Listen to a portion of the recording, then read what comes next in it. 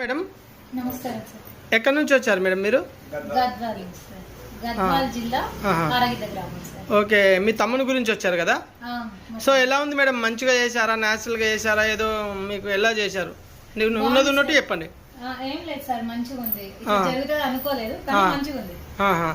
ఎందువల్ల వచ్చారు మేడం? దేని ప్రాబ్లం ఏంటి మీ తమ్మునికి? అంటే హెయిర్ ఉచ్చిపోతుందని చెప్పి ఇక్కడ హెయిర్ అసలు లేదు, లేనందుకు వచ్చినాం సార్.